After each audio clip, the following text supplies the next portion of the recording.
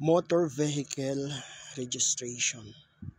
Napaka-importante nito guys, ang iparehistro ang mga sasakyan sapagkat ito ay taong-taong ginagawa ng mga nagmamay-ari ng anumang klaseng mga sasakyan. Maliban na lang kapag bago na nakuha sa kasa, meron silang 3 years na panahon bago sila mag-renew. Sa mga nakapag-start na mag-renew ng registration ay yearly na ginagawa. Ang ating ginagamit na sasakyan ay nagtatapos sa number 2 at ayon sa LTO, ang mga nagtatapos ng number 2 ay February ang registration. Merong mga week, kung anong week yan, kung halimbawa ay first week, second week, third week, or fourth week ng February halimbawa. Kung January naman ay nasa number 1 ng last number ng plate number at tuloy-tuloy na yan sa mga buwan. Kapag March ay 3, kapag April ay 4, kapag May ay 5, sa June ay 6, July ay 7, August ay number 8, September is number 9, and October is number 0. Madedetermine natin sa ating second to the last digit kung kailan tayo nararapat na magpaparehistro ng ating mga sasakyan. Kung halimbawa ang second to the last digit ng plate number ay 1, 2, 3, yan ay pumapalo ng first week. Kung 4, 5, 6 naman ay second week. At kapag 7, 8 hanggang 15, yan ay pumapalo ng third week. 15 to 21 ang date. Kapag 22 hanggang last day of the month, 9 and 0 yung number, fourth week. Kapag tayo ay na-late sa registration ng ating mga sasakyan, ay mayroon agad na kaukulang penalty. At alam nyo ba mga kalakbay, kapag ang isang sasakyan ay inaibiyahe nang hindi siya rehistrado at nahuli ng enforcer, ay mayroon siyang multa na 10,000 pesos. Kaya sa araw na ito, first week ng February, ang ating ginagamit na sasakyan ay kinakailangan ng maiparehistro. Kaya mula sa Maynila, tayo ay maglalakbay patungo sa LTO at ang pinaka magandang pupuntahan nating LTO ay sa Taguig sapagkat doon siya original na narehistro nung ito ay unang naiparehistro. So doon tayo pupunta sa LTO Taguig. Ang mga dokumento na kailangan nating makumpleto ay ang insurance certificate of cover, ang original copy, certificate of emission compliance, at photocopy ng certificate of registration at ng official receipt. Kung minsan ay kinakailangan ding mag-present ng early warning device, ang tinatawag nilang EWD, early warning device. So kapag kumpleto natin ang mga dokumentong ito, meron tayong insurance, meron tayong certificate of emission compliance, meron tayong photocopy ng certificate of registration at official receipt, at ito'y ating nakumpleto, ay madali na nating may ipasa yung mga dokumentong ito. At minsan nga ay humihingi sila ng early warning device. Tuloy tayo mga kalakbay sa ating travel na ito papunta ng LTO Taguig. So nandito tayo sa Osmeña Highway at ang magiging daan natin ay sa Chino Roses Street or Pasong Tamo.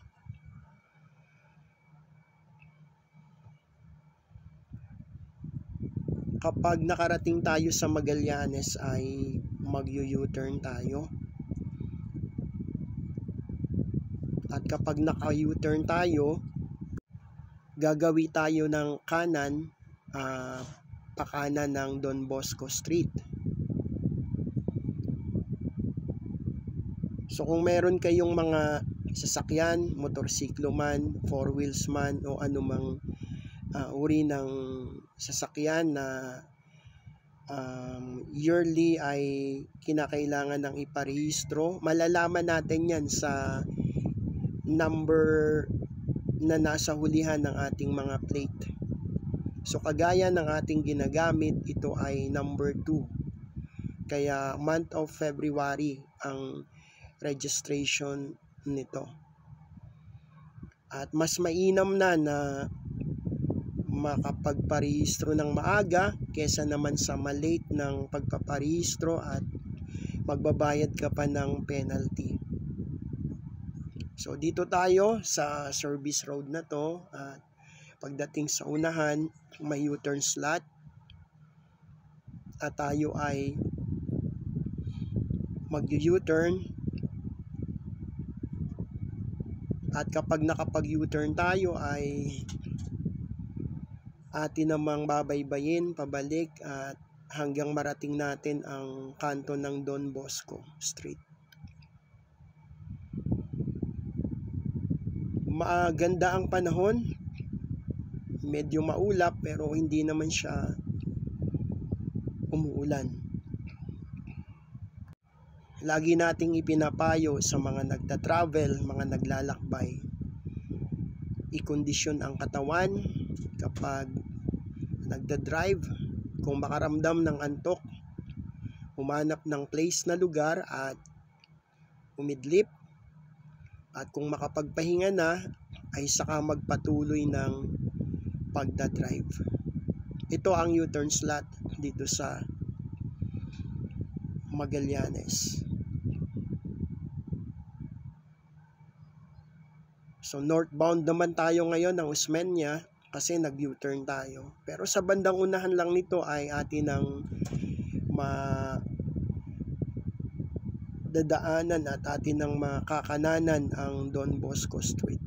So yung likod na ating nadaanan kanina ay may mga nag-check ng emission ng mga sasakyan. So isa yan sa requirement kapag nagpaparehistro na makapasa ang mga sasakyan sa testing ng emission na kanilang ginagawa. Dito sa bandang unahan ay kakanan tayo at dadaan din tayo sa isang emission testing. I-try natin, malapit lang dito kapag nakakanan tayo. I-try lang natin kung pwede pa tayong pumila o makakaabot pa tayo sa emission. Dito ay kakanan tayo. Ito ang Don Bosco Street.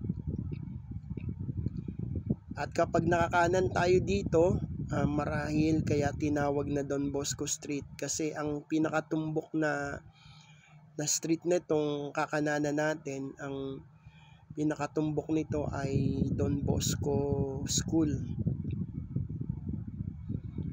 So meron pa rin ditong riles ng tren. Ito yung dating dinadaanan ng tren na ngayon ay under na ng renovation. So kapag naayos daw yung train system na yan ay mas magiging maganda. So i-check lang natin yung ibang documents natin kung wala ba tayong nakalimutan. Kasi mahirap na kung may naiwan tayong documents. So kailangan natin ng ORCR, photocopy, kailangan nating kumuha ng insurance, kailangan nating magpa-emission test at makakuha ng original certificate ng emission. So okay naman at almost complete ang ating dalang mga dokumento. Pero kailangan pa nating ipa-emission ang ating sasakyan.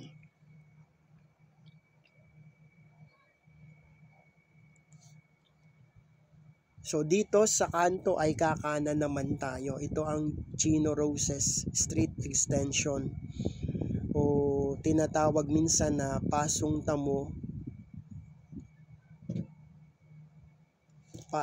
Street. Kung hindi ako nagkakamali ay ito yung malapit na emission testing dito. So nung nakaraang taon kasi dito ako nagpa-emission at i-try natin ngayon kung makakahabol pa tayo. Since maaga pa naman, wala pang 11 ng tanghali, try natin kung meron pang slot dito sa emission.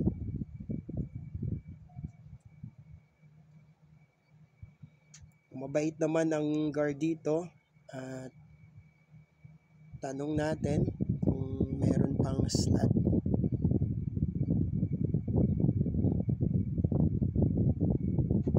So ayon sa kanya ay puno na. So hindi na tayo makakaabot. Puno na. Kaya hindi tayo pwedeng magpatuloy ng emission testing dito sa lugar na ito. Pero tingnan din natin doon sa LTO Taguig kasi marami din namang mga emission testing center na ang iba ay maluwag pero kagaya dito ay medyo puno na kaagad yung number na ibinigay nila.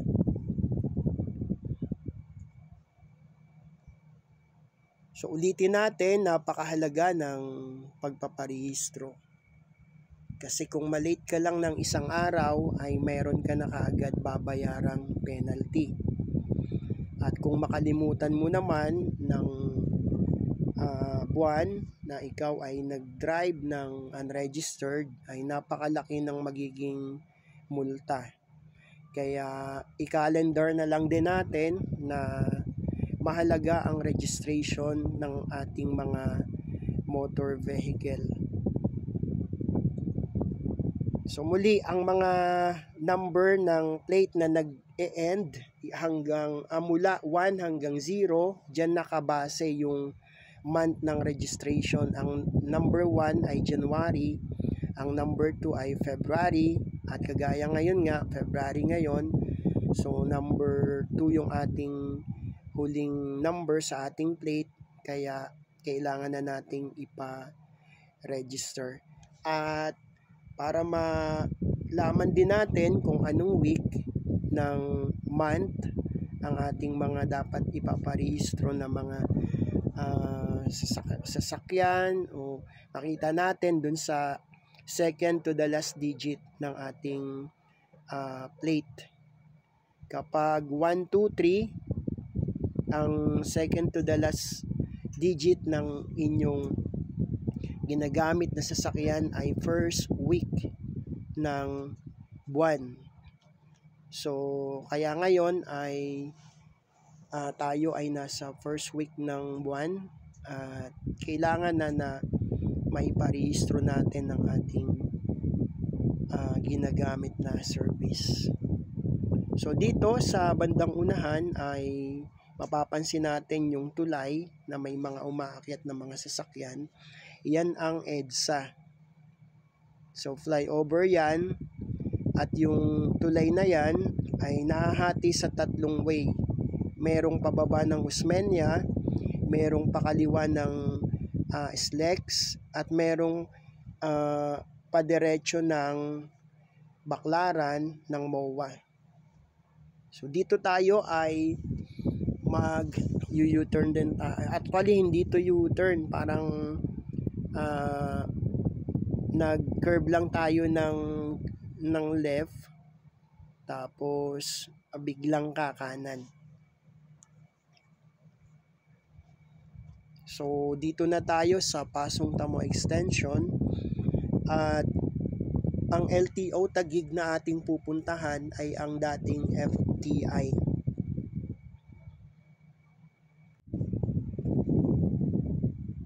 Maraming salamat sa mga kalakbay, mga katravel, mga patuloy na sumusubaybay sa ating channel. Salamat sa mga nakakanood ng ating video at kayo po ay mag-subscribe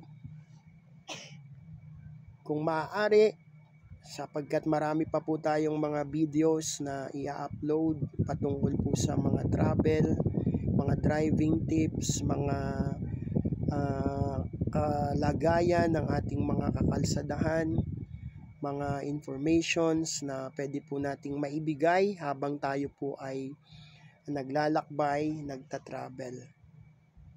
So ito po ang inyong lingkod, ang Pinoy TV. Nawa ay nakakatulong din po tayo sa ating mga video na ina-upload. At maging guide din ninyo, halimbawa kayo ay madaan sa mga lugar na atin pong nadadaanan. Ingat lagi sa atin pong pagmamaneho. Maging mapagbigay tayo, maging mapagmatyag tayo, maging mahinahon, at wag nating kalilimutan ang pagdadasal. Lagi nating ipagkatiwala sa Diyos ang atin pong mga ginagawang mga travel. Dalawang talata mula sa Biblia, banal na kasulatan, ang ating ibabahagi sa ating lakbay. Proverbs chapter 3, verse 5 and verse 6. Trust in the Lord with all your heart and lean not unto your own understanding. In all your ways acknowledge Him, and He shall direct thy paths. Sa Diyos daw tayo magtiwala ng ating buong puso, lubusan tayong magtiwala sa Panginoon, at huwag tayong mananangan sa ating sariling karunungan. Sa lahat nating mga gawain o gagawin, lagi nating ipagkatiwala sa Panginoong Diyos. At sa gayon, tayo ay kanyang papatnubayan sa lahat ng mga landas na ating tatahakin. Proverbs chapter 3, verse 5 at verse 6. So dito sa Pasong Tamo Extension ay maraming mga tindahan ng sasakyan. Ayan, mapapansin ninyo sa bandang right. So nandyan yung mga dealer ng mga sasakyan. At sa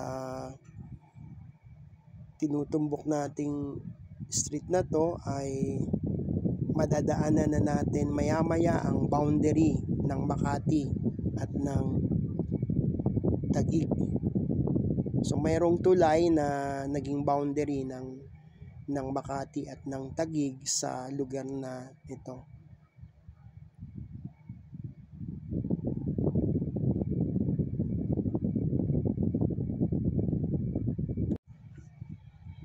Sa mga nakakanood po ng ating channel at kayo po ay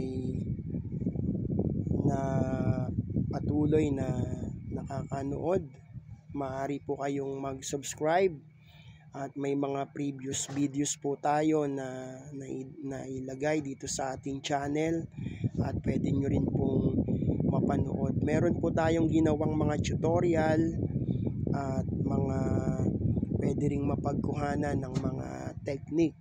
Meron tayong ginawang grounded na amplifier.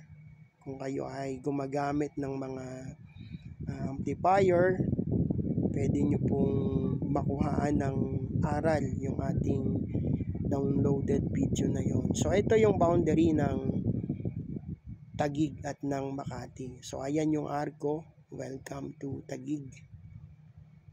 So nandito na tayo ngayon sa Taguig. Yung kaliwang bahagi natin na napansin nyo yung building na nakatayo doon, yan yung bagong Senate building. So ginagawa yan at kapag okay na, dyan na mag-oopisina yung ating mga magigiting na mga Senador. At dito din sa gawing kaliwa, ito ay kung hindi ako nagkakamali, yan ay kampo ng naval fleet ng ating bansa o ng mga hukbong pandagat ng Pilipinas. Sa dulong bahagi ng street na to ay mayroong traffic light. At sa traffic light na yan ay mayroong pagawi ng kaliwa at mayroong pagawi ng kanan. So yung gawing kaliwa ay Lawton Avenue yon, at yun ay papunta ng McKinley ng BGC. At sa gawing kanan naman ay papunta ng airport, may daan din papasok ng Osmeña Highway. At yung bridge na kakananan natin ay tinatawag ding Sales Bridge. Pero hindi tayo tatawid doon sa bridge dahil sa service road tayo dadaan. At doon sa service road, tuloy-tuloy lang tayo hanggang sa mararating na natin ang LTO Taguig, ang FTI. So doon na rin natin ipapagawa ang emission test at doon na rin tayo kukuha ng insurance para isang lugar na lang ang ating pupuntahan. Kapag nakumpleto natin yung mga dokumento, meron kang ORCR, photocopy, at meron kang early warning device na ipipresent mo kapag hinanap ng mga nandyan sa LTO. At yung pag-stencil naman ng sasakyan, sila naman yung gumagawa. Yung iba ay hindi nagpapabayad kasi trabaho daw nila yon, pero since na kapag na-stencil ang ating ginagamit na sasakyan, syempre maganda rin naabutan natin ng pangmeryenda. Minsan talaga tumatanggi yung iba, pero kumbaga dahil gumawa naman sila, tumulong sa atin, at least pang merienda lang na bigyan natin sila. So kapag okay yung stencil, meron kang ORCR, photocopy, meron kang early warning device. So naipit tayo dito ngayon. Naka-green pa naman kanina, pero malapit nang mag-red. Kaya salamat dito sa enforcer, ginide tayo. At yan, abante tayo dito sa bandang kanan. At eto, nakalusot naman tayo. So mabait yung enforcer. Kasi nakita naman niya na green light pa nung nakatawid na tayo dun sa boundary ng line nitong traffic light. So dito, pagbaba ng street na to ay mayroong papuntang kanan at yan ay papasok ng Osmeña Highway northbound. At dito sa bandang kaliwa, ito naman yung service road. So ang service road ito ay nagkakatapat. Doon sa kabilang side, meron ding service road. At dito sa side natin ay meron ding service road. So tinatawag yan na East and West Service Road. So yung service road na kinalalagyan natin ay papunta ng FTI, Taguig. Dire-diretso yung service road na to hanggang doon sa Alabang, Muntinlupa. So tuloy tayo mga kalakbay.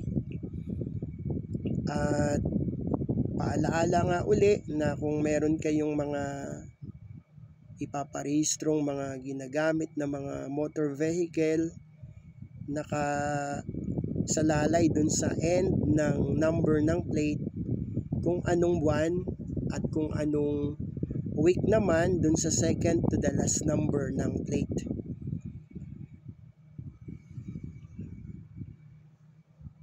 So dito sa gawing kanan natin, itong tulay na ito ay Skyway.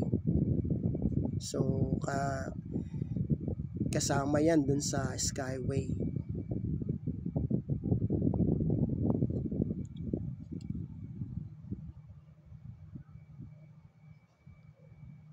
Lagi lang din tayong magkaroon ng patience at ma-develop pa yung patience natin kapag tayo ay nasa ganitong mga travel o paglalakbay. So yung kanang bahagi natin yan ay sakop ng Skyway. Yung Skyway kasi hindi naman lahat ay tulay, meron ding mga ganito na halos kapantay ng kalsada na ating kinalalagyan.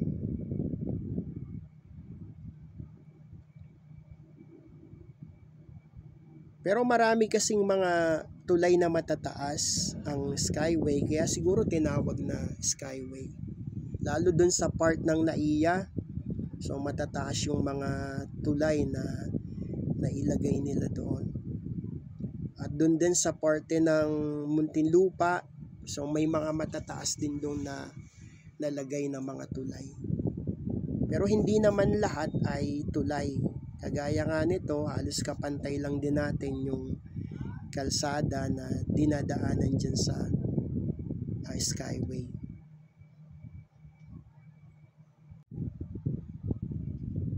Shout out tayo sa mga patuloy na sumusubaybay sa atin, kay Jun Bio, sa isang vlogger si Drew Plasos. Yan, isang magaling na mekaniko, taga Imos. Kung meron kayong mga motor na kailangang ipagawa, doon nyo dalhin kay Sir Drew Plasos. Searchable yung kanyang pangalan sa Google at sa YouTube. At madali din siyang tawagan kung makuha nyo yung kanyang contact number. Madali siyang makausap. Kay Sir Gerald Tibordo, shout out.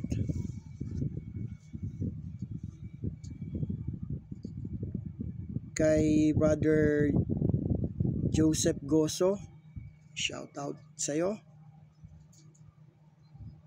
At maraming salamat sa lahat na patuloy na sumusubaybay sa ating channel. Sa Fulgencio Golyoso Clan, maraming salamat. Sa Pamilyang Dikit, maraming salamat. Sa Golyoso Cousins, maraming salamat. At sa iba na hindi ko man mabanggit yung mga pangalan, at kayo ay patuloy na sumusubaybay, umaalalay sa ating channel, ang pagpapala ng Panginoong Diyos ay sumaating lahat.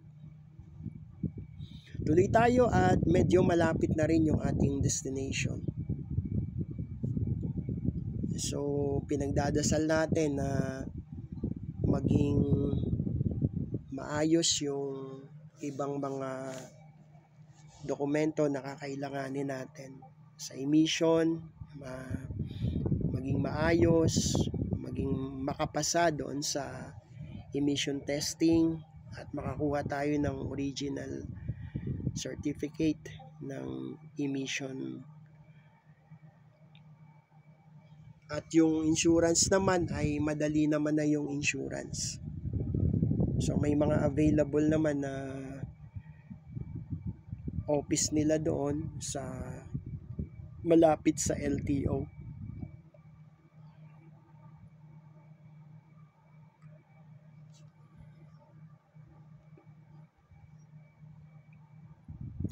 Dito sa bandang unahan ay mayroon pang isang traffic light na dadaanan tayo. At yung traffic light na yan ay yan yung C5.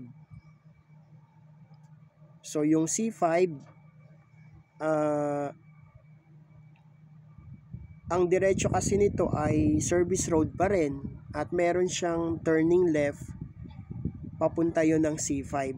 Kumbaga dulo na yon ng C5, yung sa may traffic light dito.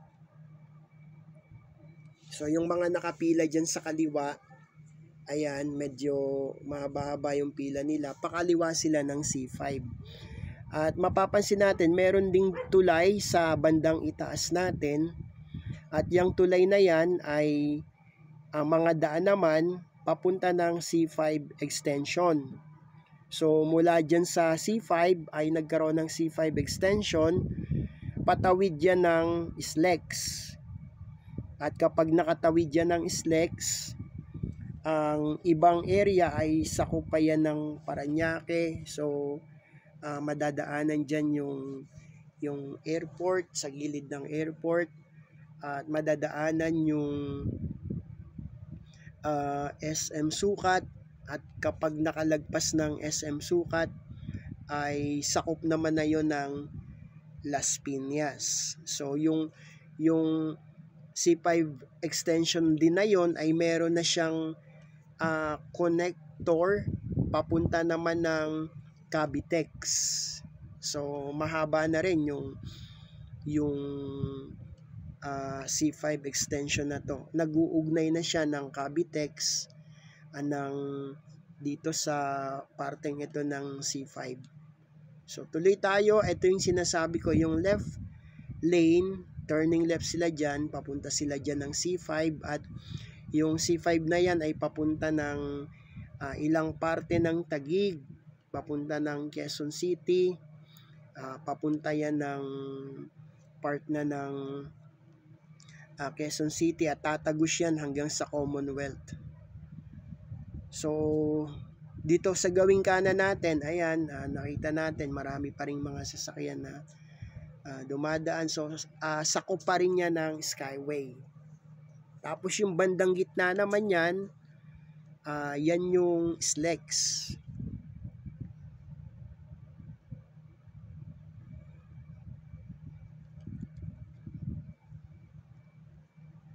Tuloy lang tayo at medyo malapit na yung ating pupuntahan.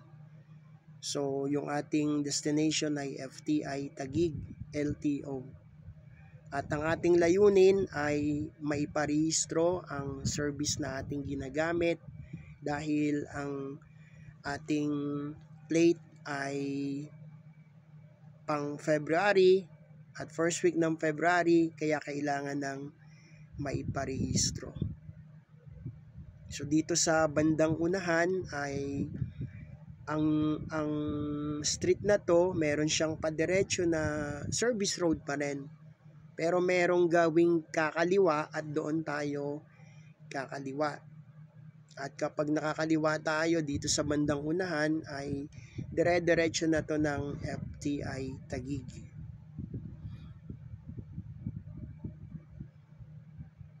So maraming mga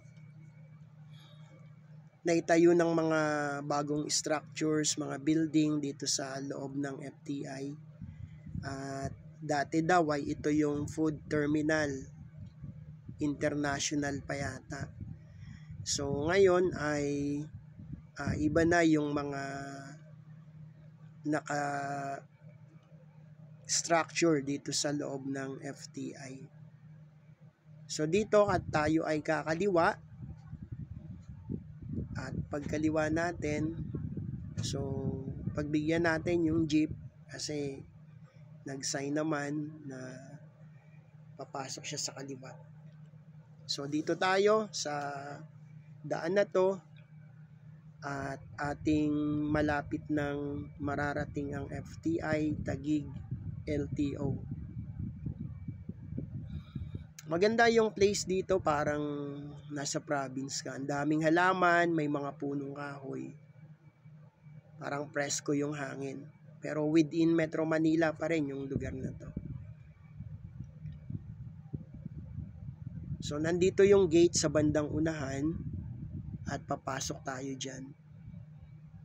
May circle din dito na yung mga galing service road ay umiikot dyan, patungo ulit sila ng service road.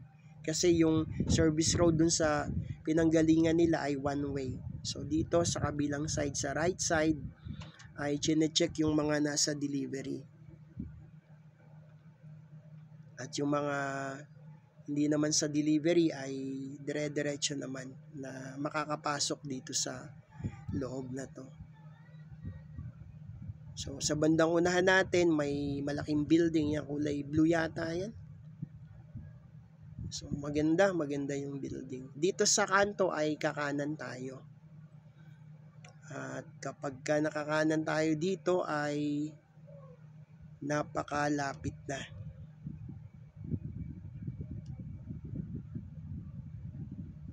Kanan tayo dito. At pedestrian, kung may tatawid ay i-priority natin. So nandito na tayo sa FTI Taguig LTO.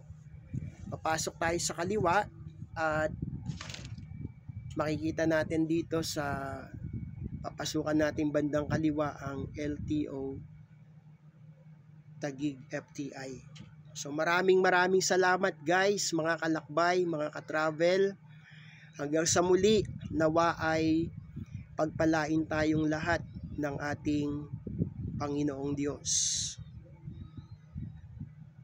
So ito na yung FTI Taguig at ito na yung LTO sa gawing kaliwa. God bless sa ating lahat. God bless us all.